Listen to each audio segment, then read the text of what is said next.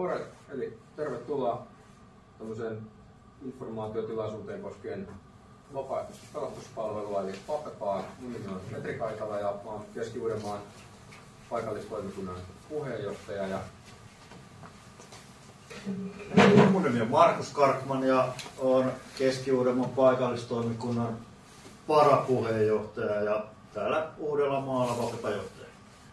Joo, tosiaan molemmat ollaan vapaa-johtajia ja aktiivisia harrastajia ja kerrotaan teille nyt lyhyesti muutamalla sanalla, mitä on Vapepa.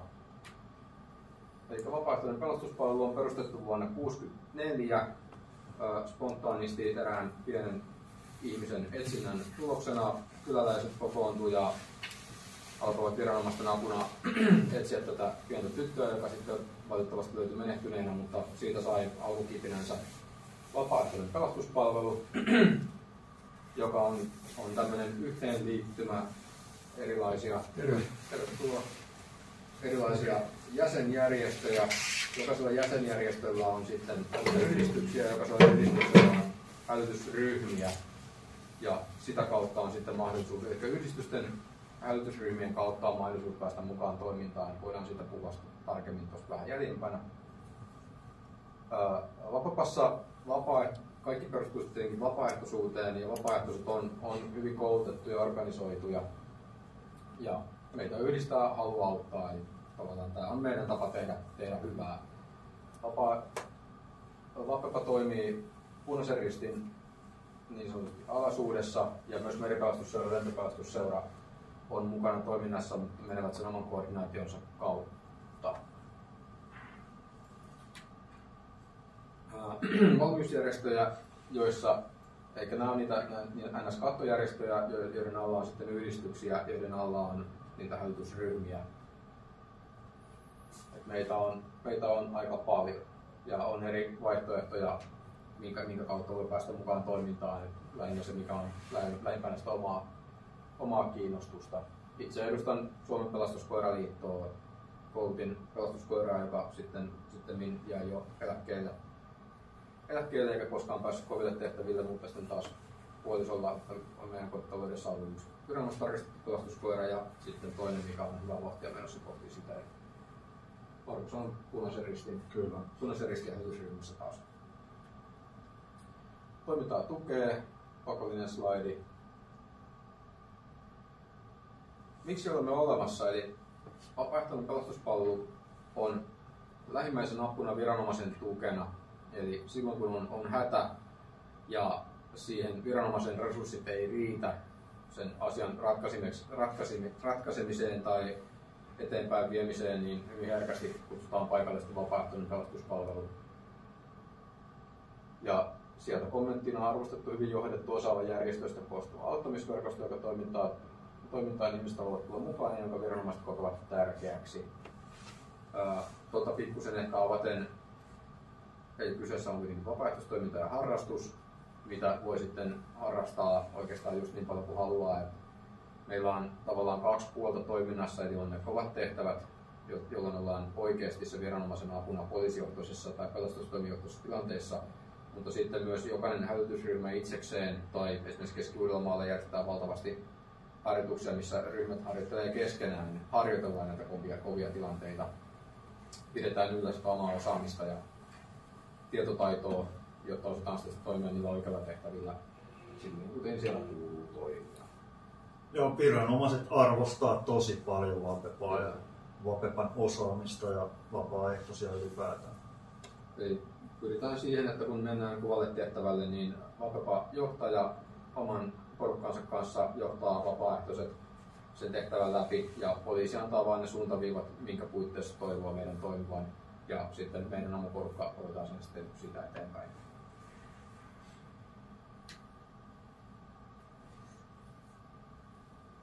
Ja tosiaan verkoston toiminta on vapaaehtoista, yhteistyökykyistä, vastuullista, koulutettua kansalaistoimintaa, viranomaislähtöistä, arvoihin ja toimintatapoihin sitoutunutta. Käytännössä tosiaan toi vapaaehtoisuus, eli ketään ei edellytetä, vaikka hälyryhmään kuuluukin, että joka ikiselle tehtävälle on pakko lähteä. Se ei ole mikään velvollisuus. Toki toivotaan, että mahdollisimman moni aina tulisi, Mutta fakta on se, että ihmisillä on töitä, on lapsia, on muita elämänmenoja, että kukaan ei pääse varmastikaan kaikille tehtäville. Ja sitä ei mitenkään katsota vinoon. Ja yleensä hälyryhmässä sitten keskenään voidaan jutella, että jos on vaikka henkilö, joka ei ole 3 vuoteen käynyt yhdelläkään tehtävällä, niin se ryhmän johtaja ottaa tämän henkilön kanssa sitten keskusteluun sen, että mikä on elämäntilanne, voidaanko tukea jotenkin tässä ja että onko ok sitten kuitenkaan kuullaan välttämättä ryhmäiseen tehtäville pääse.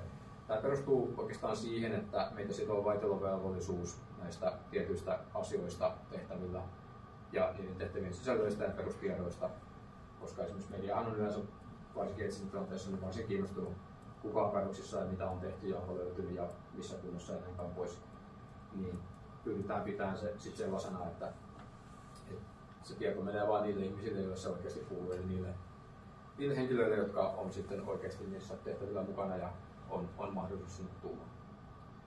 Yhteistyökykyisyys siinä mielessä, että pystytään toimimaan moniviranomaistehtävissä, pystytään toimimaan omalla porukalla, ollaan siinä mielessä notkeita ja mukautuvia. Valvova tarjoaa ihan valtavan määrän erilaisia kursseja, jotka on pääsääntöisesti joko ilmaisia tai sitten hyvin nimellisellä materiakorvauksella toimivia asioita. Eli voidaan vaikka tehtävälle, kun tulee henkilö, niin hänellä saattaa olla käytynä henkinen tuki, ensiapu, liikenteen ohjaus, etsintä. Niin sitten katsotaan, että okei, nyt rupeaa tulee sen verran paljon porukkaa, että nyt tarvitaan 1 valjakko liikenteen ohjaukseen ja otetaan siitä ryhmästä 2 liikenteen ohjaajaa ja laitetaan ne sinne. Ja okei, että nyt alkaa olla sellainen tilanne, että omaisille tarvii lähteä joku sinne paikan päälle. Meillä on henkisen tuen partio tuossa tarjolla. Tarjotaan se poliisille, meillä on etuporukka tässä, laitetaanko ne menee sinne, joo, laittakaa ihmeessä.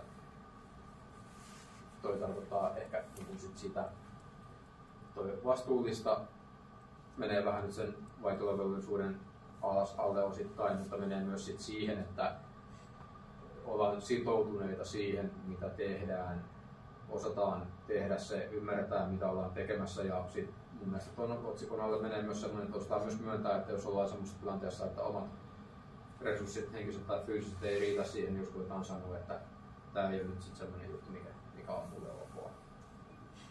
No välillä ainakin tuolla etsintätehtävillä, oikeassa tehtävillä on ollut sellainen tilanne, että johtava poliisi, kenttäjohtaja ei ole koskaan ollut etsinnässä mukana. Tuo tavallaan sen tehtävän vapepajohtajalle, että hoitakaa, te osaatte tämän paremmin. Näitäkin on. Joo, mä oon ollut itse johtamassa tilanteessa, missä poliisipartio tilanne 1 vaihtui ja uusi tilanne 1 soittaa mulle, että he lähtee nyt ajeleen, että onko mulle ok, jos he käy kattoon tänne yhden pohjoisen alueen täältä. Jolloin voi sanoa, että no sinähän tässä olet päällikkö, mutta mulle se on ihan täysin ok, mutta pidetään meidän partiot sitten pois sieltä alueelta. Et se aina riippuu hyvin paljon siitä johtavasta poliisista, miten asiat menee, mutta osataan toimia silleen niin kuin kuuluu. Viranomaislähtöisyys on ehkä siitä, että me ei voida itsekseen alkaa puseeraan, että jos tiedetään tai nähdään vaikka Facebookissa, että joku on kadonnut, niin me ei voida ruveta sitä omaa operaatio rakentaa itse, vaan se on aina tulee poliisilta se avun pyyntö, jolloin meillä sitten käynnistyy meidän oma järjestelmä, jolla saadaan sitten porukat sinne paikalle.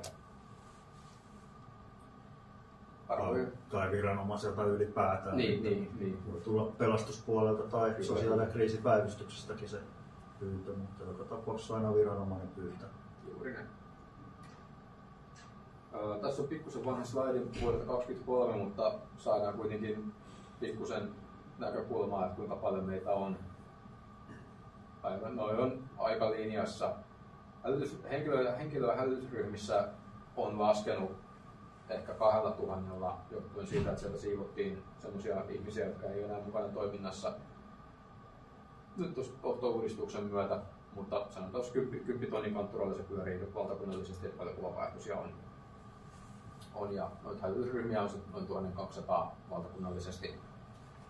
Ja siinä on ikävä kyllä pikkusen laskeva trendi tuossa henkilöhälytysryhmissä luvussa, eli kovasti kyllä kaivattaisiin lisää vapaaehtoisia mukaan toimintaan.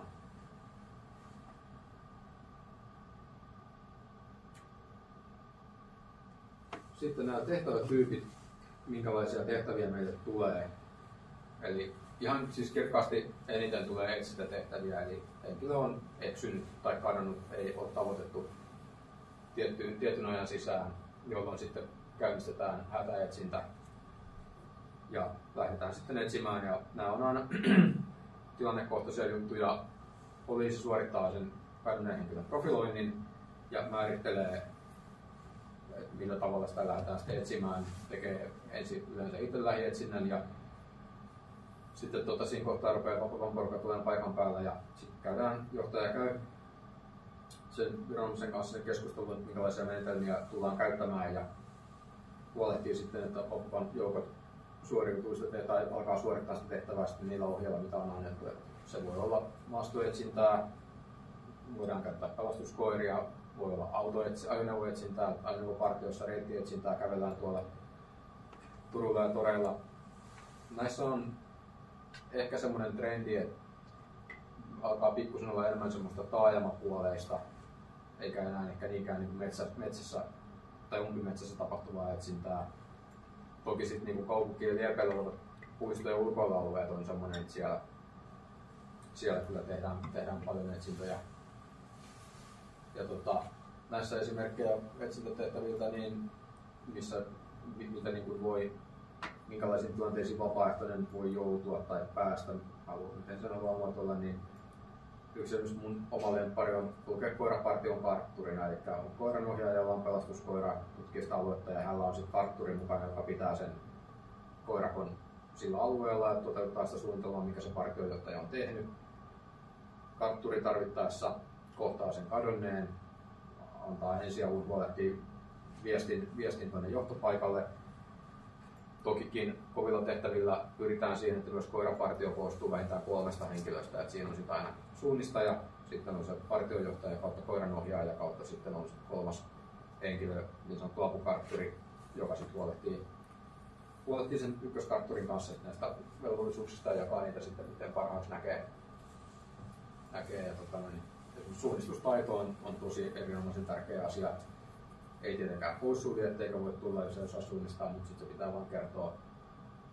Etsintätehtävillä ensiaputaito on ihan ykkösprioriteetin juttu, koska jos tavataan tämä kadonnut henkilö ja onkin huonossa kunnossa, niin on sitten olemassa ensiapupakkaus ja lämpöpeittoa ja se, että osataan sitten suhtautua siihen tilanteeseen sille, niin kuin siihen kuuluu suhtautua.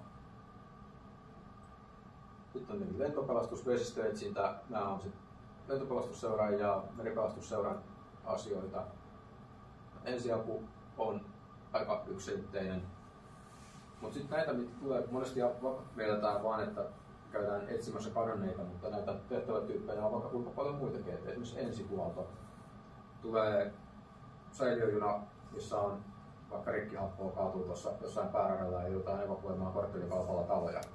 Niin ihmiset täytyy viedä johonkin, niin tämä on yksi sellainen tehtävätyyppi, mihin vaikka ollaan valmistauduttu. Minulla esimerkiksi on koulutus johtaa ensihuoltotehtäviä.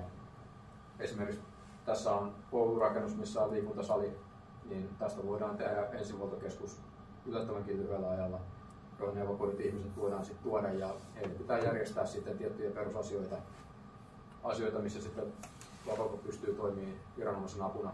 Jos sosiaali- ja kriisipäivystyksessä on vuorossa 2 henkeä töissä, niin niillä loppuu voimavarat ja konstit aika nopeasti kesken, kun tuossa on 200 ihmistä olen takana jonossa, niin voidaan semmoista järjestää. Muonitus on yksi tärkeä osa-alue, ensihuoltotehtävissä tietenkin, mutta yhtä lailla etsintätehtävissä, jos alkaa venyy yli 4 tunnin tai venyy seuraavan vuorokauden puolelle, niin sitten perustetaan muonitus. Meillä on vapaaehtoisia, esimerkiksi Martat, VPK, jotka pystyy sitten järjestämään nopealla aikataululla muonituksen. Henkinen tuki on myös vapaa-koulutuksena, tai siis kaikkiin näihin tehtävätyyppeihin Vapaa tarjoaa koulutuksen. Et siitä ei tarvitse itse pohtia, että mistä ne järjestyy, mutta niitä on vuodessa useita kursseja, joihin sit pystyy osallistumaan. Muista henkinen tuki. Mulla on 1. ja 2. käytynä, sitten on olemassa erikseen vielä niin pienten lasten henkinen tuki ja silläkin muistaakseni jatkokurssi. Ensiarvoisen tärkeä asia, itse tykkään pitää tehtävillä aina vähintään yhtä etupartioa ihan pelkästään senkin takia, että jos meidän partio kohtaa sen kadonneen henkilön, niin se voi olla aika raju tilanne, jolloin on sit hyvä olla se henkilön toki siinä saatavilla. Pääsee purkaan sitä tilannetta. Olen ollut tilanteessa, missä lähdetään henkisen tuen partioon vastaanottaa meidän etsintäpartioon just sattuneesta syystä, koska tilanne, mikä he päätyi, oli varsin traumaattinen. Kuljetus. No, aika yksiselitteinen asia. Kuljetetaan asioita tai ihmisiä paikasta toiseen. Tähän on omat reunaehtonsa sitten, että millä tavalla vapaaehtoiset voi ja pystyy ja kykenee kuljettaan ja minkälaisella kalustolla ja mitkä vakuutukset on voimassa. Liikenteen ohjaus onnettomuustilanteissa tai sitten esimerkiksi jos tulee suuri etsintä, mihin tulee valtavasti ihmisiä ja sitten tulee niin spontaaneja tai sitten ihan muuten vaan hämmästelijöitä, niin saadaan pidettyä se paikka semmoisena turvallisena. Ympäristöonnettomuudet on vaikka öljyntorjuntaan kouluttautuneita partioita.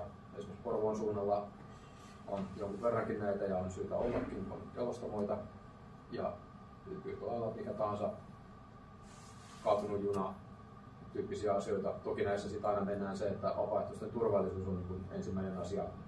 Eli jos nyt kaatuu se säiliövaunujen rikkihapotoon, niin sinne vapaaehtoisesti teemme ensimmäisenä sitä kyllä raivaan. Viestitys. Meillä on viestiryhmiä, ja nyt ollaan tässä aktivoimassa Järvenpäässä ja tässä Keski-Uudellamaalla muutenkin noita radioamatöörejä. Heillä on tämmöinen kyläradio-asia, niin sitä aktivoidaan ja pyritään liittämään osaksi vapaa. Ja meillä on viestiryhmä, jolla on viestikalustoa, lyhytautoradioita, asioita ja saadaan mikäli sen tilanteen vappuvajohtaja näkee ja kokee tarpeellisesti, että olisi syytä perustaa viestijoukot, niin pyydetään heidät sitten paikalle. Yksinkertaisimmillaan viestipäälliköllä on kännykkä, mihin hän ottaa kaikki puhelut vastaan ja sitten suodattaa niistä vappuvajohtajalle sellaiset asiat, mitä kokee tarpeelliseksi tai mitä on sovittu. Ja sitten isoimmillaan se on sillä, että lyö maston pystyy ja jakaa radioporukoille. Operoidaan sitten niillä. Esimerkiksi noissa isossa harjoituksessa niin perustetaan viestiyksikkö. Ja silloin tehdään myös niin, että jos resurssit antaa myöden, niin jokaisen partiolla laitetaan erikseen viestimies mukaan, jolla on sitten radio ja tietotaito sen käyttämiseen. Venäläinen etsintä on jonkun verran sukeltajia myös.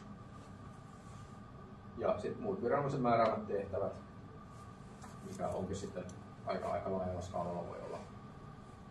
Toki näihin tehtäviin sitten aina koulutetaan tehtäväkohtaisesti, mikäli ne ei ole sellaisia, että meidän peruskurssit mitä kautta. Ei, no on vain ihan mielenkiintoisia nämä muut viranomaisen määräämät tehtävät, että on ollut kaiken näköistä haltaussaattuetta ja vaikka mitä, missä Vapepa on ollut toimimassa, eikä niihin ole mitään koulutusta. Joo, ja ihan siis kerran tuli ohtohäly jostain tavaroiden siirtämisestä. Joo. Tuli monta päivää etukäteen. Oli mustokeikan olen juttu. Tässä on vähän tilastoja, vanhoja tilastoja, mutta aika linjassa ne menee, että nopealla vilkaisulla eikötetään se syvemmin pystyy näkemään, että etsintätehtäviä on niin ihan kirkkaasti eniten kuin versus mikään muut.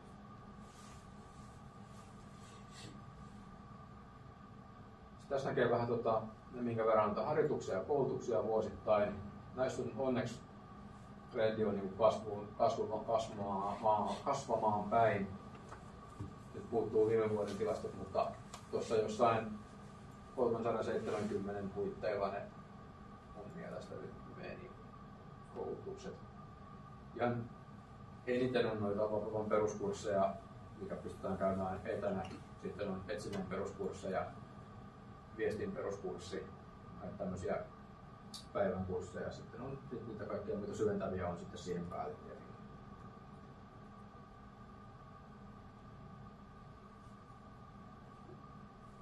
No, mä en voi noita nyt tuolta ääneen, puhutaan nopeasti, tai noista ei tarvitse puhua nopeasti, voidaan puhua hitaasti hälytysryhmien tunnusmerkeistä. Kerro minun vaikka niin omasta kokemuksesta, että minkälainen on Vapepan hälytysryhmä kautta ryhmäläinen. Ensimmäiseksi tärkeä asia on se, että osataan suhtautua siihen tilanteeseen sen riittävällä vakavuudella. ymmärretään sellainen asia, että kun tullaan etsintätilanteeseen, niin se on oikeasti kova tilanne. Siellä on jonkun läheinen on kadoksissa ja suhtaudutaan siihen tietyllä vakavuudella, että ei tulla sinne niin kertoa vitsejä ja naureskelee, vaan niin tullaan sinne sillä tilanteen vaativalla vakavuudella ja ymmärretään, mistä on kysymys hyvin varustautuneena.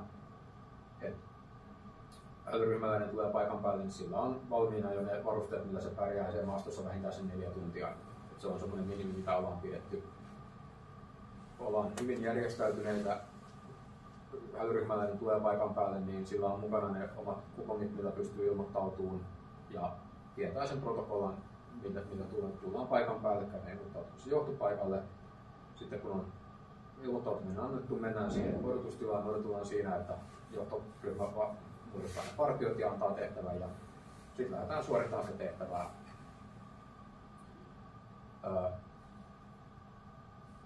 Ennen kaikkea myös semmoinenkin asia, että uskaltaa sanoa, että jos tiedostaa vaikka, että etsitään 5-vuotiaasta lasta ja kotona on 3- ja 6-vuotiaat, uskaltaa sanoa, että nyt osuu niin lähelle, että en ole yhtään varma, että onko toimintakykyinen tässä tehtävässä. Uskaltaa sen sanoa, sitten voidaan keksiä joku muu homma tai sitten ei vaan lähde sille tehtävälle, mutta uskaltaa rehellisesti myöntää, että nyt on semmoinen hetki, tai vaikka, että hei, nyt on sillä tavalla, että olisi tarkoitus mennä ketjuetsintään, enkä nyt ihan täysin muista, että miten tämä meni, niin se on ihan ok sanoa sitten. Toinen ryhmäläinen, todennäköisesti se ryhmän vetäjä, järjestää pikakoulutuksen siinä paikan päälle. Se on meillä koulutettu asia ja se osataan tehdä ja se on ihan ok sanoa. Ylipäätään kun sen hälytyksen yksittäinen hälytysryhmäläinen saa, niin siinä tilanteessa tekee sen päätöksen, että okei, olen mä henkisesti valmis, fyysisesti valmis lähtemään tehtävälle, niin sitten sinne voi ilmoittautua, mutta jos on ollut vaikka jotain elämässä sillä hetkellä jotain juttuja, että ei henkisesti kykene vaikka lähteä tehtävälle, niin sitten ei vaan lähde. Ilmoittaa, että en pääse. Ei sitä kukaan kyseenalaista sitten kuitenkaan. Ja sitten mun mielestä yhtä tärkeä kun se tehtävillä käynti on myös osallistua siihen ryhmän muuhun toimintaan. Et varsin usein tiedän, että ryhmät tekee sitä, että kun tulee kova hälytys, ne lähtee paikan päälle ja käy WhatsAppissa keskustelun, tai tekstiviestillä tai signaalilla, millä hyvänsä medialla käydään se keskustelu, että en mä lähde nyt sinne, mulla menee 20 minuuttia, okei, mulla menee 25 minuuttia, Venäjä mennään sitten kimpassa. Eikä kun ryhmäläiset ilmoittautuu vaikka ryhmäilmoittautumiskortilla, niin mehän pyritään järjestämään ne toimintaryhmät sitten sen mukaan, että ne olisi kaikki siitä samasta ryhmästä. Niin tästä päästään siihen, että kun se ryhmä harjoittelee yhdessä, niin sitten pystyy myös toimimaan helposti yhdessä. Toki kun kaikki on käynyt ne samat koulutukset, niin kaikille periaatteessa ne toimintamallit on samat. On se helpompi tietenkin toimia jo tuttujen kanssa kuin tuntemattomien. Aina ei voida taata sitä, että kaikki pääsee niiden tuttujen kanssa samaan ryhmään, mutta pyritään siihen, josta päästään tähän kouluttautuminen ja harjoitukset, että se, että ryhmä harjoittelee kerran. Meillä koiraryhmillä esimerkiksi on sillä tavalla, että on tietenkin koirien viikkotreenit, mutta sitten kerran kuukaudessa pyritään pitämään hälytystreeni, jossa se meidän yhdistyksen hälyryhmän koko on nyt 10 jäsentä, niin pyritään järjestämään kerran kuukaudessa tilanne, mikä on mahdollisimman totuudenmukainen.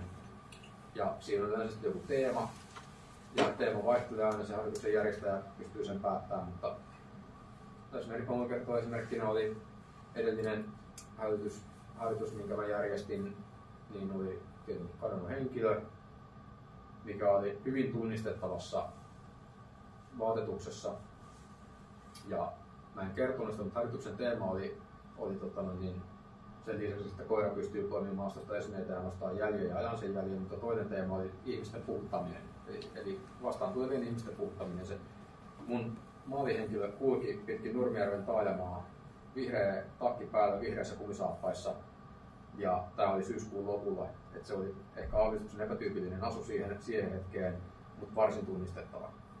Ideana oli se, että partiot käy, hän oli vielä yksi Vilkalla tämmöisellä lenkkeilypolulla. Idea oli se, että partiot käy niin kuin satunnaisia ohikulkijoita, pysäyttää ja kysyä, että anteeksi, meillä on hälytysharjoitus menossa, oletteko nähneet tuntomerkkeihin satuvaa henkilöä. Koska ihmisten puhtaaminen on asia, mikä tosi monesti unohtuu kovilla tehtävillä. Koska jos etsitään lenkkipuolelta ihmistä ja siellä lenkkipuolella tulee joku siviili vastaan, niin on mun mielestä ihan luonnollista käydä kysymässä, että hei, onko tämmöisiä nyt numerkkeja sopivaa henkilöä näkynyt täällä kadoksissa. Niin pystyin sitten antaa palautteen, että kysyin, että kuinka moni jututti vastaantulijoita. No ei jututettu. No miksi? Että tämä tyypillä oli vihreä takki ja vihreät kumisaappaat. Niin tästä katokuvasta erottuu aika hyvin, että jos sen olisi joku tullut vastaan, niin varmaan näin. Eli pointtina puhuttakaa niitä vastaantulijoita. Älyharjoitukset voi olla tämmöisiä. Tai sitten voi olla semmoisia, että ei ole ketään missään. Koska pääsääntöisesti Vatpan etsinnöissä niin eihän jokainen partio jokaisella kovalla tehtävällä löydä jotain. Mutta se mikä on tärkeä asia on se, että kun me mennään sinne, me kerrotaan, että toi sektori tuolla, missä me ollaan käyty, siellä ei ole ketään. Se on sille poliisille ihan yhtä arvokas tieto kuin se, että oliko siellä. Koska nyt pystytään poissulkemaan se alue, että tuossa on 4 hehtaarin metsä, se on katsottu, siellä ei ole ketään. Tuossa vieressä on toinen alue, sielläkään ei ole ketään. Eli se sulkee heti jo niin 8 hehtaaria pois siltä metsästä. Paitsi jos etsittävä liikkuu. Niin, kyllä. Toki tämä on ihan pointti, mutta... Saanko kysyä, että oliko ihan Kirkonkylällä harjoitus sitten, mitä piditte? Joo. Siinä se lähtöpaikka oli siinä urheiluradalla, mikä on toi... En voi sen muista se nimeä, joka asun sinne vieressä, mutta siinä vanhan keilahallin eteläpuolella.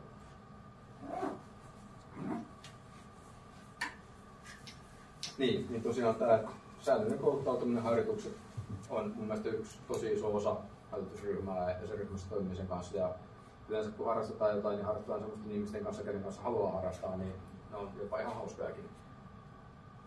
Ja sitten kun siinä auttaa sen, että heittäytyy siihen harjoitukseen, niin sit saa enemmän irti kuin se, että mennään, että nyt leikitään niin, että tämä tekisi näin. Niin ei, kun tehdään oikeasti se.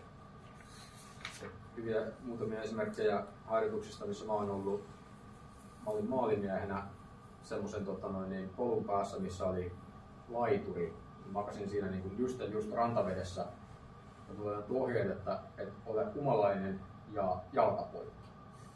Ja sitten kun mut löydettiin, että mä pistin ihan täysin ranttalismalla ja kultaa myös suon siellä ja silloin saa partiolla ensin ihan oikein duuni, että mä saan mut rauhoitettua. Ja sitten niille ilmoitettiin, että se pitää saada se puliukko pois sieltä pusikosta, niin ne kantoi mut pois sieltä. Ja väitän, että siinä oli jonkunmoinen tekeminen siinä hommassa, mutta tuli harjoiteltua se. Tai sitten kerran oli semmoinen harjoitus, missä koiran kanssa päädyttiin tilanteeseen, missä piti mennä tutkimaan rakennus. Ja rakennuksen kulman takana olikin sitten paikallinen VPK ilmoitti, että rakennuksen oviaukolla on tulipalo. Että siitä pitää ensin selviytyä. Ja simuloitiin alkusammutusharjoitus siinä, niin oli semmoinen rasvakattila, mikä paloi, ja meidän piti koiranohjaajan kanssa molempien ensin se sammuttaa tämmöisellä palopeitteillä, jotta päästiin sinne rakennukseen. Koira tutki sen rakennuksen ja merkkasi yhden kaapin. Ja minä menen kartturina sitten tutkimaan, että siellä kaapissa on todennäköisesti ihminen, kun koira niin meille kertoo. Ja avaan kaapin oven ja sitten oli niiden, että kaitaan Petri vapaaehtoisesta pelastuspalvelusta ja silloin siellä kaapin perältä työntyy pää, mikä on meikattu sellaiseksi niin kuin aivan täysin palaneeksi. Sillä siis niin valtavan hienosti meikatut palovammat sillä henkilöllä, että tiesin, että on harjoitus, että pelästyi niin oikeasti aika paljon, mitä hemmettiä täällä tapahtuu. Ja sitten se vietiin loppuun niiltä osin, että kaivettiin EA-laulut esiin ja otettiin sieltä ensin joku tarvikkeet ja sitten sen jälkeen, kun sitä oli asioita riittävän pitkään, niin harjoitus vietettiin poikki ja käytiin läpi se, että mitä siinä oikeasti olisi pitänyt tehdä. Ja niitä harjoituksia, siinä on vain ihan taivasrajana, minkälaisia harjoituksia voi järjestää halutessaan. Sitten toki meillä on yhteisharjoituksia, missä sitten keskivuoden mahdollisuusryhmät treenaa kimpassa, että joku ryhmä tai taho tai henkilö ottaa siitä järjestysvastuun ja kutsuu poliisin paikalle ja tulevat yleensä, jos pääsevät. Ja sitten sovitaan sillä harjoituksella teemaa, että nyt meillä on taas keväällä tulossa yksi ja sitten on tulossa viranomaisvetoinen harjoitus sitten syksyllä. Joo. Mihin sitten pyritään saada myös Rajavartiolaitos ja pelastustoimen mukaan siihen isompaan harjoitukseen. esimerkiksi rajavartiolaitos tulee tosi mielellään helikopterilla lenteleen sikäli mikäli se on heidän tarkoituksenmukaista. Eli jos pystytään järjestämään heille jopa harjoituksellinen aspekti, niin tulevat erittäin mielellään meidän harjoituksiin, koska ne on pääsääntöisesti ihan hyvin rakennettuja.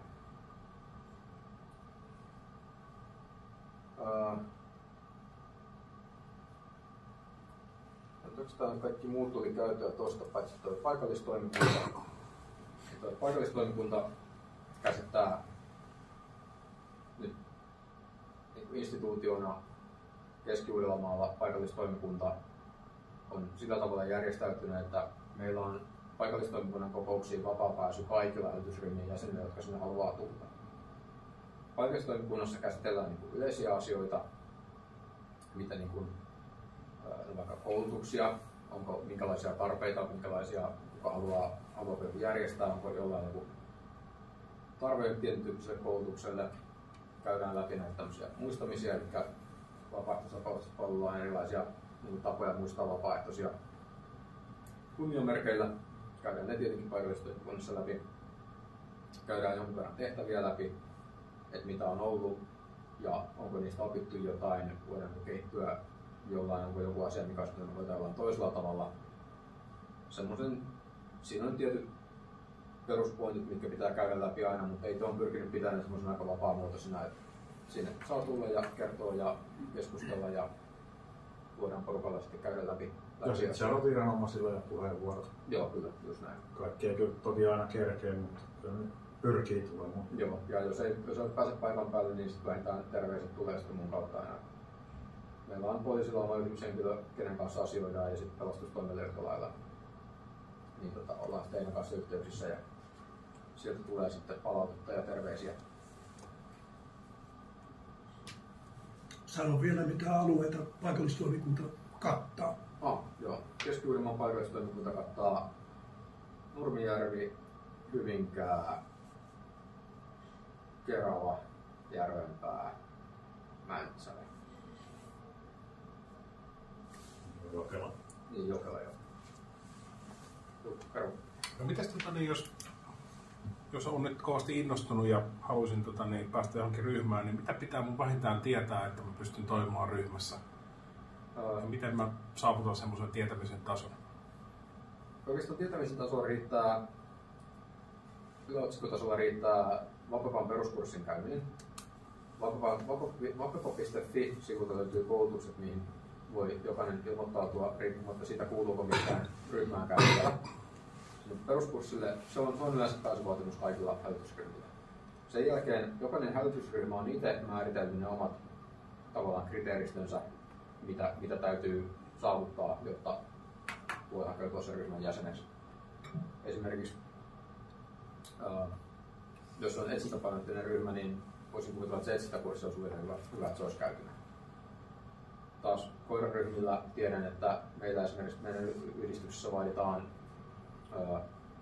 etsintäkurssi, ensiapu ja sitten pitää suorittaa meidän yhdistyksen oma kartturikoe, missä joku yhdistyksen jäsen kokeneempi arvioi tämän henkilön työskentelyä, täyttää ne tietyn osaamistason, mutta tiedän kokemukset, että koiraryhmillä on korkeammat kriteerit kuin muilla ryhmillä. Ja mainitsin yhdistyksen, eli sitten täytyy kuulua siihen yhdistykseen. Mutta esimerkiksi reserviläisillähän on oma hälytysryhmänsä kyllä, ymmärtääkseni myös täällä. Ja jos ei ole, niin sitten semmoinen voidaan kyllä perustaa. Oli, ei ole nyt. Joo. Ellei minun ryhmäni katsota sellaiseksi. No, jos se nyt on suinkin vaan jossain olemassa, niin sen henkin puoltaminen on helpompaa kuin uuden perustaminen.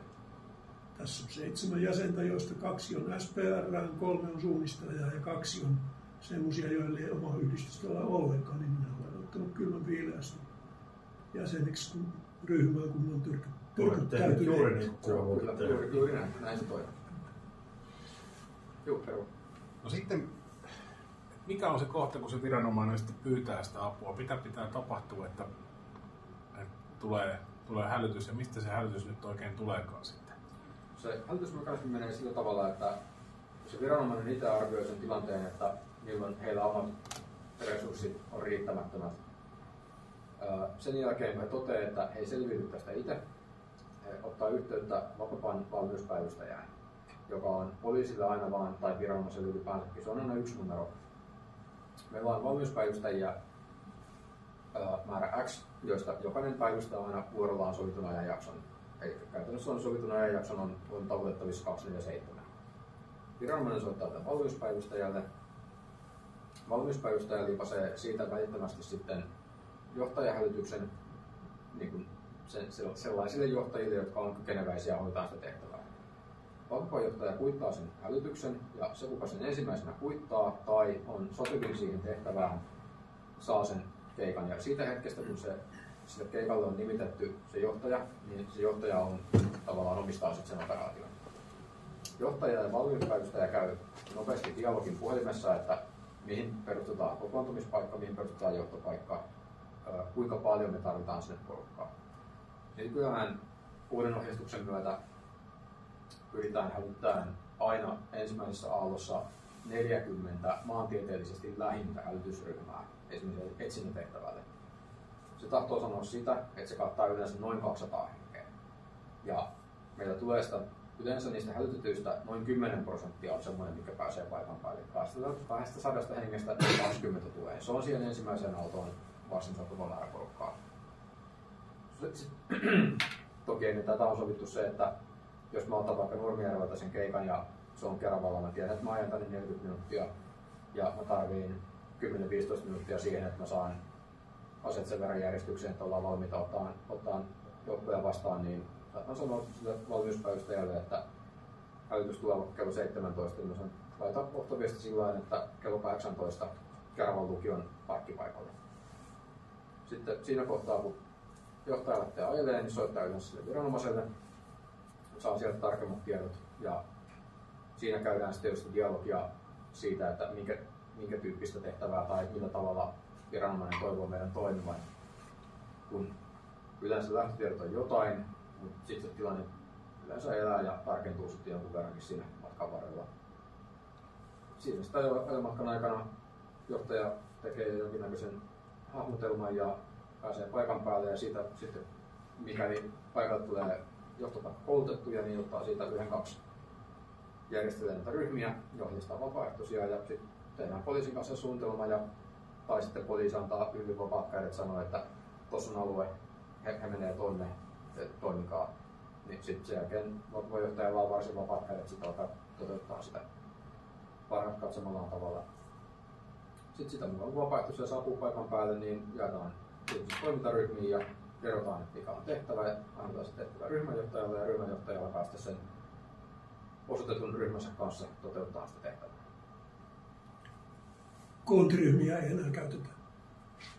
Ei käytetä koontiryhmiä. Koontiryhmät purettiin tämän uuden hälytyskäytännön myötä. Ainoat koontiryhmät, mitkä on, niin on johtajat ja johtopaikkatoimijat. Nyt niin menossa viikonloppuna maanpuolustuskoulutusyhdistyksen harjoitukseen harjoittelemaan omaa sodanajan tehtävääni tai lähelle sitä. Niin miten tämä vappatoiminta eroaa sitten, että mä oon kyllä aika paljon harjoituksissa käynyt, niin mikä se konkreettinen ero on teidän mielestä, että miksi mä pystyn siellä MPK:ssa tekemään kaikenlaista, mitä tämä eroaa sitten oikeastaan siitä? No, mä en tiedä, mitä sä teet MPK:ssa, mutta... on niillä kursseilla. Joo. Ero on sillä tavalla, että Vapapalla on omat kurssinsa, MPK:lla on omansa ja niitähän on itse asiassa todella paljon yhdistettyjä kursseja. Että on MPK-kursseja, jotka tehdään yhteistyössä Vapapan kanssa. Ja nimenomaan niin päin, että MPK toimii siinä moottorina ja Vapapa tulee vähän niin kuin sit vanavedessä. Ja ollaan siitä ihan varsin kiitollisia, koska MPK:lla on ihan merkittävästi paljon resurssit järjestää tämän tyyppisiä koulutuksia kuin Vapapalla. Ja se on mun mielestä tosi hyvä ja arvokas yhteistyö. Itse silloin kun olin ryhmänjohtajana edellisessä yhdistyksessä, niin ihan varmasti pystyisin katsomaan ja pystyinkin silloin katsomaan hyväksi, että jos henkilö ilmoittautuu hälytysryhmään tai ilmiantaa, että haluaisi liittyä hälytysryhmään ja hän on toiminut maastojuoksujoukkueen kapteenina ja suunnistanut kilpaa viimeiset 6 vuotta, niin en mä silloin edellytä häneltä, että sun pitää käydä Vapapaan suunnistuskurssi. Vaan että tavallaan siinä mun mielestä sen ryhmänjohtaja voi käyttää myös omaa harkintakykyään siinä, että jos henkilö pystyy esittämään, että hän täyttää niin kuin nämä kriteerit, niin mutta siinä ilmoittautumislomakkeessa kysytään vaan yläasteisen tasolla taidot, mitä osaat. Siinä on pakollinen pystyy kulkemaan maastossa 3 kilometriä tunnissa. Mut sitten on suunnistus, ensiapu, suunnistus pimeällä. Sitten on nämä henkinen tuki, muonitus. Niin, mikäli henkilö raksii siitä ja kokee kykenevänsä niihin, niin tulkinnan mukaan henkilö voidaan niin tehtäviin vaan tarjoaa koulutuksen, että mikäli henkilö ei esimerkiksi tiedä muonituksesta yhtään mitään ja haluaa sellaisen taidon hankkia, niin Vappa tarjoaa siihen mahdollisuuden. Sellainen kurssi on olemassa. Tuomukselle voisi ehkä todeta, että eikö meidän alueella ole johtoryhmä aina käytössä, eli johtoryhmä hoitaa oikeastaan sen työjohdollisen puolen tuossa happeningissa ihan täysin, että oikeastaan niin tavallinen talliainen yleensä joutuu johonkin ketjuun, jos etsinnästä on kysymys. Joo, kyllä johtajakoulutus on sellainen, että niin Vappa-johtajaksi pääsee ainoastaan sen Vappa-johtajakoulutuksen kautta, että se on, niin kuin, se on pakollinen tai määräävä asia. Sen johtopaikkatoimijakoulutus on olemassa. Toki johtopaikalla voidaan käyttää johtopaikkatoimijoina myös henkilöitä, jotka ei ole sitä koulutusta saanut, koska se on semmoinen, että se pystytään niin ohjeistamaan siinä tehtävällä lomassa, mutta johtaja on ainoastaan sen johtajakoulutuksen. Ymmärrätkö oikein, tai vastaus mitä hain oli se, että nyt kun menen sinne MPK-kurssille, niin ne on kaikki aina harjoituksia, mitkä sitten päättyy silloin, kun ne päättyy ja se on harjoittelua. Sitten tässä taas tämä on niin kuin ehkä lähin asia se, että mulla ei ole virkamääräystä tehdä jotain asiaa ja siellä on niin kuin oikein odottamaton ympäristö, missä voi tapahtua asioita ja siellä sitten pitää selvitä ja tehdä oikeasti asioita. Kun on monta kertaa puhutaan, että käydään vaan harjoittelemassa, niin tässä on ilmeisesti sillä tavalla, että tässä myös oikeasti sitten tehdään sitä tehtävää, sitä mitä se sattuu siellä oikeassa elämässä menemään ja siitä on joku oikea vastuukin tavallaan, että se ei ole vaan harjoittelua. Kyllä me pyritään tekemään harjoitukset sillä tavalla, että ne on mahdollisimman todentuntisia tilanteita. Että tullaan harjoitukseen, niin tullaan sinne harjoituspaikalle tai harjoituksen johtopaikalle tullaan niin kuin tultaisiin oikealle johtopaikalle. On samat varusteet mukana, mitä oikeallakin tehtävällä olisi, on samat kupongit mukana, käytetään sitä samaa protokollaa, toimitaan kuten toimittaisiin kovallakin tehtävällä. Ellei harjoituksen johtaja sitten toisin sitä määrää, mutta pääsääntöisesti pyritään siihen, että se harjoitus on ihan vastaavanlainen tilanne kuin niin sanottu kovakin tehtävä. Meillä oli esimerkiksi yksi harjoitus Mäntsälässä, mikä meinasi muuttua kovaksi tehtäväksi kesken harjoituksen, kun oli hirvestyskausi ja oli sovittu paikallisten metsästysseurojen kanssa, että he aloittaa jahdin vasta niin kuin sen jälkeen, kun me ollaan valmiita ja oltiin hyvässä sovussa käyty keskustelua, kaikki piti olla ok, mutta siellä olikin yksi porukka, kelle tämä tieto ei ollut mennyt. Ja kesken harjoituksen alkaa tulla johtopaikalle puheluita, että kuuluu laukauksia ja sitten tulee radiolla viesti, että tuosta juoksi hirvi, joka on selkeästi haavoittunut, että liikkuu huonosti. Sitten kuuluu taas lisää laukauksia ja alkaa olla vähän epäselvää niin johtopaikallakin, että ketä on ja missä. Mistä ne laukaukset kuuluu, missä nämä partiot on. Ja se oli siinä jopa se johtava poliisi, tai siinä oli erikseen harjoitusta johtava poliisi, mutta myös tilannetta harjoitteleva poliisi. Eli poliisiltakin monesti tulee tähän harjoitukseen on se kukko, joka on keksinyt sen harjoituksen ja johtaja katsoo, että se sujuu. Sitten siinä on myös se partio, joka on ensimmäistä kertaa johtamassa vapaaehtoista etsintää, jotta he saavat myös sitä harjoitusta. Se on heille myös yhtä lailla tärkeää. Samaten meillä oli johtopaikalla henkilö, joka vastasi harjoituksesta ja sitten oli Maki oli siinä ja mä olin silloin johtaja harjoittelijana ja mä olin keltanokkana siinä, yritin pysyä niin kuin hommassa mukana, niin kyllä siinä rupesi myssyt pyöriin päässä, että mitä helvettiä täällä oikein mahtaa tapahtua. Sitten kaikki oli tavallaan, kun kaikki oli varautunut sillä tavalla, kun oikeassakin tilanteessa toimittiin, mutta oikeassa tilanteessa julistettiin tosivaara ja keskeytettiin tehtävä turvallisuussyistä ennen kuin saadaan niin järki siihen tai tolkku siihen, mitä oikeasti tapahtui ja missä. Ja kaikki päättyi yhdessä haalakko. Löydettiin sieltä se haalakko, lopetettiin metsästäjien toimesta ja tämä meidän kohdehenkilökin sitten lopulta, tai maalihenkilö löydettiin hyvinvoivana kyllä sitten myöhemmin sieltä. Eli kyllä siinä on semmoinen omanlaisensa sarkku siinä tilanteessa, vaikkakin se on harjoitus, kun se tehdään silleen, niin kuin se tehtäisiin oikeassakin tilanteessa. Tavallaan kun se yksittäinen etsijä tulee sinne johtopaikalle etsintätehtävään, niin pitkään hän tulee sinne vapaaehtoisesti, kun se on siellä johtopaikalla ja saa sen tehtävän, niin sitten se ei ole enää vapaaehtoinen. Sähän teet niin kuin johto sanoo, että niin kuin tavallaan. Tuo on tosi hyvä pointti. Semmoinen hyvä lause on, että on vapaaehtoista, mutta ei ehdoista vapaata. Joo. Ehkä se mitä hain, että tässä kun monesti puhutaan, että odotetaan sitä, että milloin se tehtävä tulee, niin kun puhutaan sodanajan tehtävästä, toivottavasti ei ikinä. Ja toki tässäkin halutaan välttää sitä viimeisen saakka, mutta tässä se on niin kuin siviiliyhteiskunnassa varmaan todennäköisempää, että oikeasti tulee tehtävä, mitä varten on oikeasti harjoiteltu. Kyllä, niitä tulee. Teknologia ja sosiaalinen media on kehittynyt niin paljon, että tarinoita löydetään aika paljon niin somen voimalla.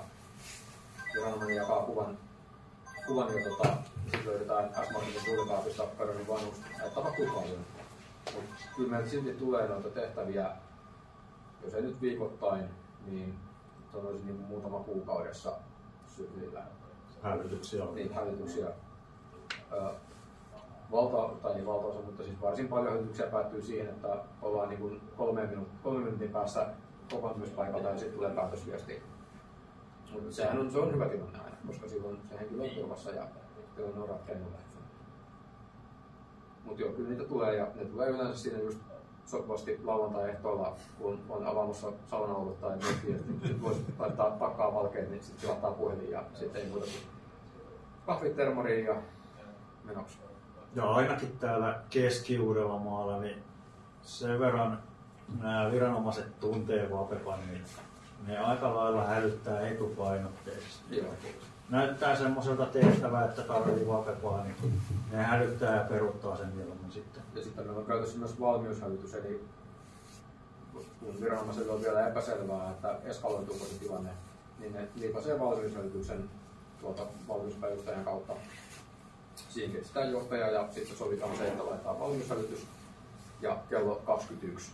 Eli jos vaikka nyt tulisi valmiushälytys ja siinä on kellonaika 21, niin se tarkoittaa sitä, että se eskaloituu kello 21 mennessä, jos on eskaloituakseen. Jolloin se on tavallaan sellainen hyvä merkki, että silloin voi pikkusen katsoa vähän kamppeita valmiiksi ja jättää sen saunapälin avaamatta, että pystyy sitten tarvittaessa lähteen. Ja sitten jos ei 21 mennessä kuulu mitään, yleensä sieltä tulee vielä peruutusviesti. Itse ainakin käsken aina laittaa sen peruutusviestin, että ihmiset saa sitten sen mielenrauhan, että on ok mennä unille, niin se päätetään sitten tilanne sitä kautta ja sitten yleensä siihen niin pyritään laittamaan vielä, että henkilö on löytynyt tai mikä hyvänsä se syy onkin, että se on sitten päättynyt se tehtävä. Ja tuosta tehtävän päättämisestä vielä sen verran, että siellähän käydään aina sit paikalla käydään purku, eli sitten kun tämä henkilö on esimerkiksi löydetty ja saatettu turvalliseen paikkaan, niin sitten kerätään partiot vielä sinne yhteen tilaan ja siinä käydään sitten viranomaisen johdolla käydään nopea purku siitä, että miten tapahtumaketju eteni, mitä tehtiin, missä järjestyksessä, mikä meni poikkeuksellisen hyvin, oliko jotain kehitettävää ja sitten viranomainen yleensä haluaa vielä sanoa kiitokset siinä. Tai ainakin, me ei voida määräillä poliisia, mutta sanon aina se tilanne ykkösellä, että olisi hyvä tulla sanoa muutama sana ja muista myös kiittää, koska se kiitos on se ainoa asia, mitä meidän vapaaehtoisesti tästä hommasta saa. Niin se kiitos, kun se tulee viranomaiselta, niin se merkkaa aina tosi paljon. Niin käydään sitten purku läpi siinä ja sitten siinä on sitten mahdollisuus myös siihen henkiseen purkuun, että jos on joku kokenut jotain sellaista, mistä haluaa keskustella, niin tarjotaan sitten siihen apu ja kanavat sitten siihen hommaan. Minkä kokoisia ketjuja etsinnässä nykyisin käytetään pääasiassa? Käytetään aika vähän ketjuja. Yleensä nyt on ollut pitkä aika ainakaan. Mä en ole käyttänyt ketjuja koskaan. Et mä suosin niitä partioetsintää. Joo. Ja sitten meillä paljon niitä koiria on sen verran reilusti yleensä tulee, että laitetaan sitten koirapartion mukaan. Koira on kuitenkin ihan merkittävästi tehokkaampi kuin ketju. Jos on isoja alueita, Niin, koiralla. juuri näin. Ja sitten se on tehokkaampi ja nopeampi hyvin monesti. Ja sitten kun sanoin tuossa aikaisemmin, että siinä keskittyy enemmän tuommoiseen niin lähitaajamaan tai taajamametsään, niin sitten laitetaan noita niin 3 hengen partioita, sitten kulkee kadulle partioimaan, käy ostoskeskuksien kuulikaapit ja kerrostalojen edustat ja tämän tyyppisiä paikkoja. Et ketjuja käytetään kyllä varsin harvoin. Sitten se täytyy olla melkein jo silleen, että se alkaa mennä seuraavan vuorokauden puolelle tai muuttuu tutkinnalliseksi etsintä, jolloin sitten siinä kohtaa ruvetaan käyttämään ketjuja. Mielestäni tehokas ketju on semmoinen ehkä 6-7 henkeä. Ei kuulesta alueesta ja maastosta. Ehkä viime aikoina on enempi autopartioita laitettu. Joo, kyllä. Joo, autopartiohan on yksi semmoinen 3 hengen autopartio, missä kuljettaja kuljettaa ja sitten on 2 tähdystäjää, jotka sitten tiirailee molemmin puolin tietä. 2 hengen autopartioita ei suosita, koska silloin jää toinen puoli tiestä katsomatta, koska se kuljettaja keskittyy siihen ajamiseen. Oli tehtävä, missä oli autopartiointi ja etsintäalue oli Nurmijärven länsireunasta Järvenpään itärajaan. Siitä sai vapaasti alkaa toteuttaa autopartioita. Sitten tuli aikamoisia ajosuoritteita yhdelle illalle, tuli parhaille partioille tuli melkein 800 kilosta. No siitä saa jo varmaan korvauksenkin. Itse asiassa siitä saa. Joo. Vapaaehtoisethan saa kilometrikorvauksen ihan tuon normaali taksan mukaan. Siitä kirjoitetaan se kulukorvauslappu, joka lähtee sitten tehtävä dokumenttien mukana poliisille ja viranomainen sitten tilittää sen kilometrikorvauksen sitten niiden ajettujen kilometrien mukaan. Mielestäni siinä on joku tämmöinen hyvän tavan mukainen maksimi tehtävällä saapumiseen, että 80 kilometriä olisi se maksimi. Mutta sitten tietenkin, jos on erikseen pyydetty autopartiointia ja ajetaan 800 kilometriä henkilöautolle, niin se on tietenkin asia erikseen ja silloin viranomaiset joutuu maksaa, koska viranomainen on sen autopartio meiltä tilannut. Koiratutkija ei ole ketjujen käytössä, se olisi hevokonsti seurata johtopaikalla, missä etsijät liikkuu. No meillä on itse asiassa käytössä nykyään sellainen karttahimmeli, mikä on erään vappalaisen kehittämä karttasuunnistuspaikannusjärjestelmä, mikä ottaa puhelimen sijainnista. Ja me ollaan useammalla tehtävällä, varsinkin jos käy niin hyvä tuuri, että päästään johonkin kouluun, missä on tämmöiset vehkeet, niin saadaan se karttahimmeli heijastettua tuohon, jolloin poliisilla pysyy tilannekuva, meillä pysyy tilannekuva ihan eri tavalla. Me nähdään livenä, missä partiot menee. Me voidaan piirtää siihen karttahimmeliin suoraan se maasto tai alue, mikä se partiolla on, niin sitten se piirtää sitä häntää, missä partio on kulkenut, niin nähdään reaaliajassa, missä partiot kulkee. Siihen saa myös koiranohjaaja, että jos heillä on sellaiset tutkat, niin saa sen liityttyä sen koiran tutkan siihen myös näkyviin. Niin se on parantanut merkittävästi tilannekuvaa, sen käyttäminen. Ja sitten kun se on vielä viranomaisturvallinen, että se saadaan lukkoon se operaatio tehtävän jälkeen, jolloin se materiaali on sitten vaan poliisilla enää käytössä. No mitäs muita varusteita tarvitsen moottoriajoneuvon lisäksi? Liivin mallia. Tämä on mallia SPR, mutta niitä on monenlaisia munkinlaisia. Ehkä tärkein, mutta liivissä olisi hyvä olla sellaisessa selkämerkki, mikä kertoo, että minkä tyyppiseen toimintaan kuuluu. Mulla on täällä pelastuskoiramerkki jossain näissä 10 taskusta, minkä mä vaihdan silloin, jos mä olen partiojäsen enkä johtaja. Maastokelpoiset kengät, säännönmukainen varustus, vettä ja tarvittaessa joku pieni muona, jotta pärjää sen 4 tuntia minimissään siellä maastossa. Otsalamppu. Joo, kyllä, on erittäin tärkeä varustus. Ja sitten toimiva puhelin. Ja sitten ensiapukoulutetuille henkilöille niin ensiaputarvikkeet. Suunnistus, kompassi. Kompassi on mun mielestä pakollinen. Enää ei tarvitse olla pakollisena varustella pilliä, mutta suosittelen, että pilli olisi ihan hyvä olla kanssa. Siinäpä ne pääpiirteet. noilla pärjää etsinnässä jo varsin pitkään. Kun se rupeaa menemään kauheasti sen 4 tunnin, niin sit yleensä pyydetään sit lupa järjestää muonitus, jolloin sitten järjestetään huoltopaikka sinne johtopaikan yhteyteen ja partiot saa käydä siellä sitten huoltamassa itseensä. Mutta semmoinen perusperiaate, että 4 tuntia jos pärjää maastossa, niin semmoiset varusteet. Ja sitten tavallaan semmoista ei niinkään materiaalista varustusta, vaan semmoista malttia, että jaksaa siellä johtopaikalla odottaa sitä tehtävää. Joo. Siellä voi joutua tuntejakin välillä odottaa, kun johtaja ja poliisi suunnittelee sitä tilannetta siinä eteenpäin. Ja voi olla kymmeniä, jopa satoja etsijöitä siellä odottamassa, tai jos on joku muu tilanne, niin näitä vapaaehtoisia voi olla tosi paljon ja aina joutuu odottaa sitä omaa tehtävää sitten. Pyritään tietenkin siihen, että laitetaan partiot mahdollisimman reippaasti liikenteeseen, mutta sitten siinä on myös se, että mieluummin tehdään se suunnitellusti ja järkevästi kuin se, että pimpataan vaan kaikki pihalle ja sanotaan, että menkää tonne ja menkää tonne ja sitten se ei ole kellään pystyssä enää se homma. Itse pyrin aina siihen, että käyttää mieluummin sen ylimääräisen hetken siihen, että suunnittelee sen kunnolla, eikä silleen, että sit alueella on sikin sopi ristissä ja kukaan ei ymmärrä sitä kartasta enää yhtään mitään. Varsinkin jos ollaan tilanteessa, missä mennään paperikartoilla, niin sitten on vielä ensiarvoisen tärkeää, että ne kartat mätsää sekä johdossa että partioilla. Onko poliisilla yleensä karttoja jaettavana? Aika harvoin. Välillä on, välillä ei, mutta ehkä jo harvemmin. Niin, jos johtaja lyö vain jos pyytää, niin niitä saa yleensä on valmiudet niitä tulostaa jostain. Mutta aika harvoin. Yleensä pyritään siihen, että päästäisiin kouluun, mutta näissäkin rupeaa olemaan älyprinttereitä, mitkä vaatii jonkun tunnuksen, jotta niistä saa tulostettua, ettei me saada, niin vaikka päästäisiin kouluun pitää johtopaikkaan, niin ei saada sieltä välttämättä tulostettua. Siinäkin se karttahimmeli on hirveän hyvä. Siinä on sitten taas mulla oli tapana se, että kun mä läksin harjoitukseen, niin ei harjoitukseen kuin etsintään, ihan todellisen etsintään, niin mulla oli kartat mukana niin monena kappaleena, kun kuvittelin tarvitsevani. Se ongelma oli yleensä siinä, että sen kokoontumispaikan perusteella ei voinut vielä tietää sitä maastoa, minne siitä sitten joutuu. Kyllä.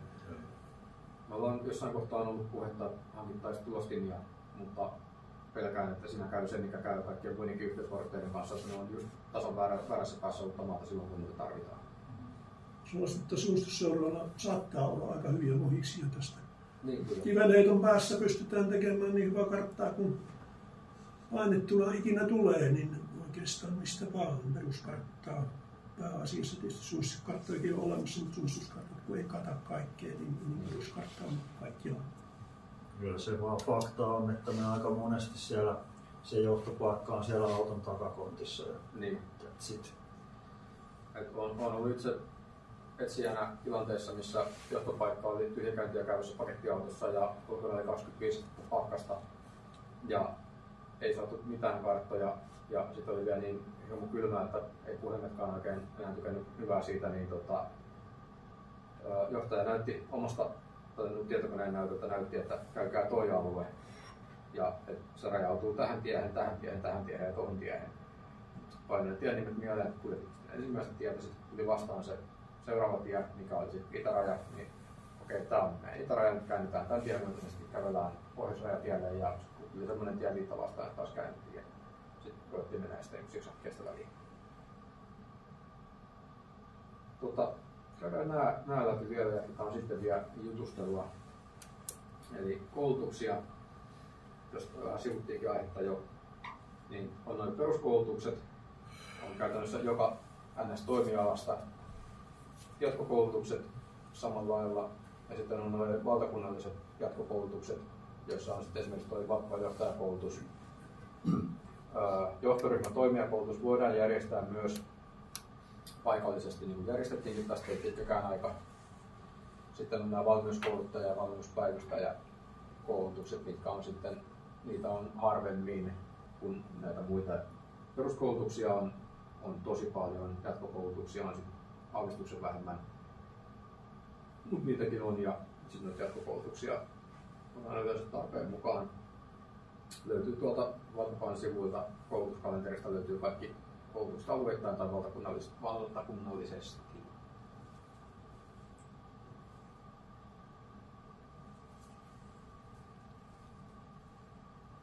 Tässä nyt on oikeastaan aika hyvin kiteytetty se, että miten pääsee toimintaan mukaan, eli liittymällä jonkin jäsenjärjestön hälytysryhmään. Ja niillä hälytysryhmillä on sitten ne omat kriteeristönsä, ja jos esimerkiksi vaikka herää hinku tai halu lähteä mukaan toimintaan, niin joko sun kautta teidän ryhmään olisi mahdollisuus päästä, tai sitten toinen vaihtoehto on ottaa muuhun yhteyttä. Me voidaan yhdessä sitten etsiä tästä meidän alueelta sopiva hälytysryhmä, tai sitten yksi vaihtoehto on vielä tulla mukaan tuonne paikallistoimikunnan kokoukseen, missä sitten voidaan siellä keskustella ja katsoa, tai on vaihtoehtoja monia.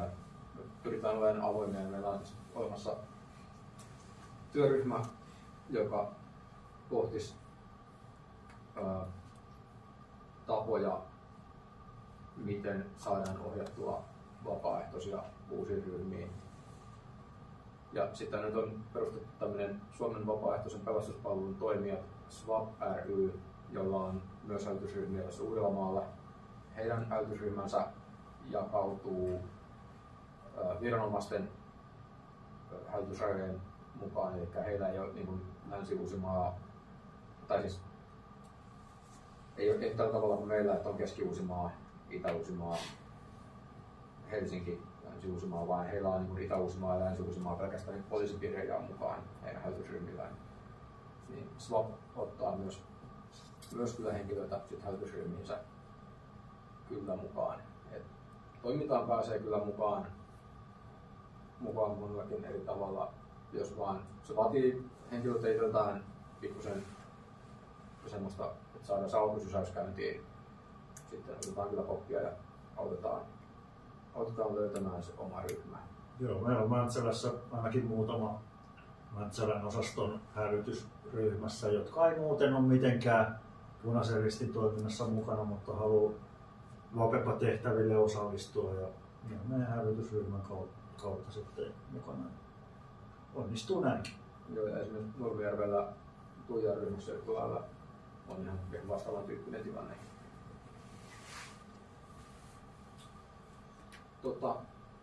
Tämä oli tämä diashow oli nyt tässä, mutta nyt voidaan sitten keskustella diojen ulkopuolelta kysymyksiä. Miten paljon noita liikenteenohjaustehtäviä on ylipäänsä käynyt? Ei mitenkään merkittävästi.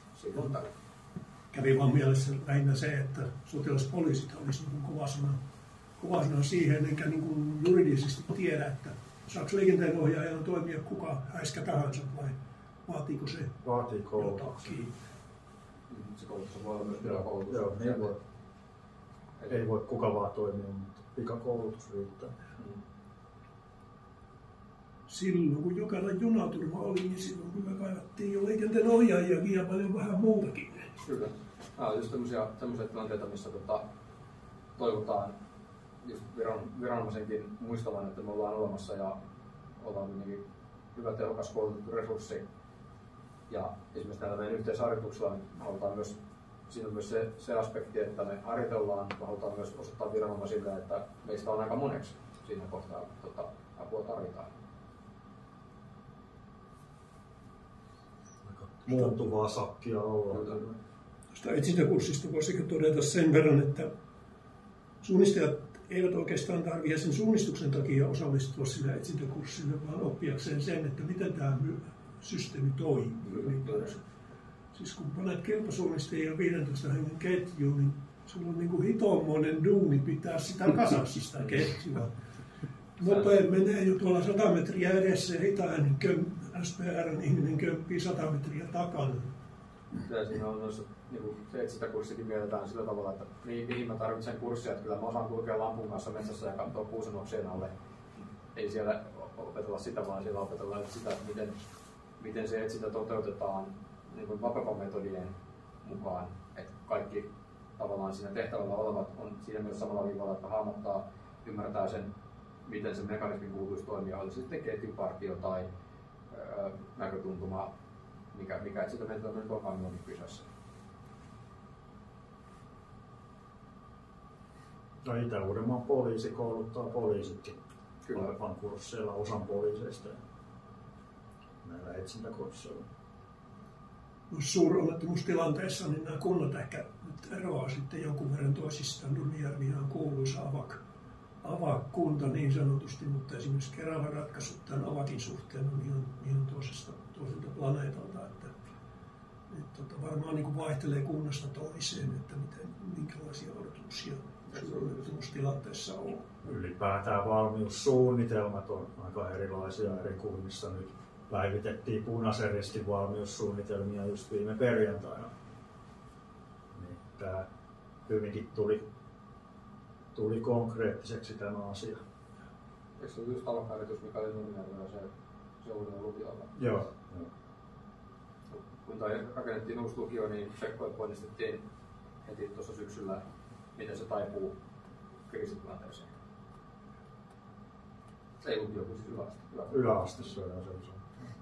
Ja AVAKkihan upseereita tai reserviläisiä erityisesti odotetaan tai halutaan mukaan, koska jos näitä alueellisia johtopaikkoja perustetaan, niin ne on käyttökelpoista porukkaa siinä. Ja tosiaan, niin kuin sanoin tuossa aikaisemminkin jo, että MPK ja vapaa-yhteistyöhän on niin kuin ihan valtavan arvokasta. Ja viime syksynä tuli vielä jo pykälä, mikä mahdollistaa niin vielä tiiviimmän yhteistyön. Ja tosiaan nyt on niin aika paljon ollut näitä MPK-vetoisia vapaa-kursseja ja harjoituksia. Esimerkiksi tuossa Tuusulassa ollaan ollut 2 kertaa. Ja siellä on ollut koulutusviikonloppu, missä järjestetään samana viikonloppuna useampi eri peruskurssi. Ja sitten se viikonloppu niin sanotusti huipentuu isoon yhteisharjoitukseen, missä kaikki nämä kurssilaiset pääsee harjoittelemaan käytännössä näitä uusia taitoja. Siellä on ollut kunnia olla johtamassa ollut 2 kertaa. Tämän viimeisimmällä kerralla olin vaan niin vähän kärpäsinä siinä tsemppaamassa niitä uusia johtajia. No, kertoisitteko vielä omat kokemukset, mitä olette saanut irti Vappa-toiminnasta? No, mulla esimerkiksi ehkä yksi mieleenpainunimmista hetkistä on ollut semmoinen, että me oltiin etsintätilanteessa, mikä alkuillasta jatkui tosi myöhään yöhön. Oli,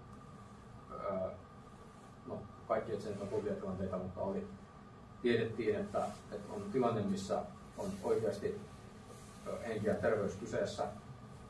Ja siellä oli valtavasti vapaaehtoisia, kymmeniä, ja etsittiin siellä satovettäkin siinä sopivasti yöllä. Ja se oli tämmöistä, se oli loppusyksyä, ja siellä oli rajahelikopteri kävi pyörimässä siinä, ja se asettaa aina omat haasteensa varsinkin koirapartioille. Ja oltiin ihan viittavaille käytössä meidän ensimmäinen alue läpi, mikä oli varsin iso. Meillä meni siihen melkein 5 tuntia. Ja sitten tulee tieto, että palatkaa johtopaikalle. Ja yleensä siinä kohtaa on myös tieto, että kerrotaan, että kadonnut on löytynyt. Nyt ei kerrottu sitä, että nyt palatkaa johtopaikalle. Ja tässä tulee just tämä, mitä Markuskin sanoi, että kun ollaan vapaaehtoisia, mutta kun ollaan tehtävällä, niin sitten toimitaan sen tehtävällä annettujen määräysten mukaan. Tuntui oudolta lähteä ihan viittavalle valmiilta alueelta johtopaikalle, mutta lähdettiin kun käskettiin. Sitten alkaa tippuun pikkuhiljaa tietoa, että kadonnut on ehkä löytynyt ja on varsin huonossa kunnossa. Mutta sitten kun me päästään sinne johtopaikalle, niin siellä on kymmeniä otsalamppuja ja tämä kadonnut henkilö tuodaan Mönkiällä siihen johtopaikalle, mistä nyt nostaan ambulanssiin. Ja tavallaan sillä mitä me tehtiin oli iso merkitys tämän niin kadonneen henkilön löytymisen edesauttamiseksi. Se löydettiin vapaaehtoisen pelastuspalvelun toimesta, löydettiin hengissä ja hänet saatiin sitten vietyä sairaalaan saamaan siellä sitten tarvittavaa hoitoa. Niin siitäkin huolimatta, että oli raskas yö, oli pimeätä, oli kylmää, mutta tehtiin arvokasta työtä. Tämä on ehkä niin mun yksi mieleenpainovimpia muistoja. Mulla ei ole semmoista yksittäistä, enempikin ehkä se, että olen saanut totea sen, että jossain ketjussa kun on ollut, niin okei joo, toi on vaikka lääkäri siinä vieressä ja sairaanhoitaja ja on vaikka mitä titteleitä, mutta ne tittelit unohtuu siinä. Me ollaan kaikki siinä etsijöitä tai vapaaehtoisia, että niistä titteleistä 5. toinen kanssa, mikä on ollut hieno huomata, niin kun meillä on joka vuosi järjestetään yöhälytreeni, mikä on tänä vuonna itse asiassa 13.12. Ja varmistaa, että sulla on se tieto siitä. Niin se alkaa yleensä kello 23, eli se on niin varsin oikeanlainen tilanne. Se on lauantaina kello 23, alkaa harjoitus. Ja se on tuossa niin marras-joulukuun kantturalla, niin silloin on aika kylmäkin jo. Ja niin epämukavat olosuhteet, jos vertaa siihen, että on heinäkuu ja heinäkuinen sunnuntai kello 15, niin on vähän eri tilanne. Niin siitäkin huolimatta, vaikka se harjoitus tapahtuu lauantai- ja sunnuntai välisenä yönä, niin yleensä siinä kello 2-3 aikaan aamuyöstä, kun se päättyy, ja partiot palaa sen johtopaikalle, niin siinä on semmoinen iloinen puheensorina, niin ihmiset vaihtaa kuulumisia ja kertoo, miten heidän harjoitus meni ja mitä heidän alueellaan oli ja mitä tapahtui. Ja se on ihan niin kuin kello voisi olla kello 17 torstaina, vaikka se on kello 3 yöllä. Niin se porukka on vaan niin jotenkin ihan uskomattoman hienoa, että siinä on ihan niin kuin silmiinpistävä iloinen puheensorina käy siinä johtopaikalla sitten siinä kohtaa. Se on hienoja asioita huomata. Tällainen niin kuin arvokas harrastus yhdistää. Kyllä, on tästä niin saanut ikuisia kavereita. Joo, kyllä. Nimenomaan just näin. Sulla on joku kysymys siellä? Niin, että jäi vaan niin kiinnostamaan, että jos olisit vielä tämmöinen SWAP ry myöskin, niin onko sitä tarvetta niin paljon, että sitten on syntynyt tämmöistä toimintaa niin enemmänkin vai mihin se perustuu? No SWAP ry perustuu ehkä siihen, että he haluaa niin kuin tarjota tämmöisen lainausmerkissä ensikodin vapaaehtoisille. Et on niin kuin matalan kynnyksen yhdistys, mitä kautta pääsee mukaan toimintaan. Et jos ei oikein koe olevansa vaikka radioamatööri tai ei oikein koe ehkä olevansa pelastuskoira-ihminen tai ei koe olevansa Martta tai reserviläinen, mutta haluaa silti olla mukana toiminnassa, niin SWAP on perustettu vähän niin kuin sitä tarkoitusta silmällä pitäen. Ja alueellisesti olen ymmärtänyt, että jos tänne haluaa perustaa SWAPin, niin oliko 3 minimi henkilöä, niin voivat perustaa oman hälyryhmän.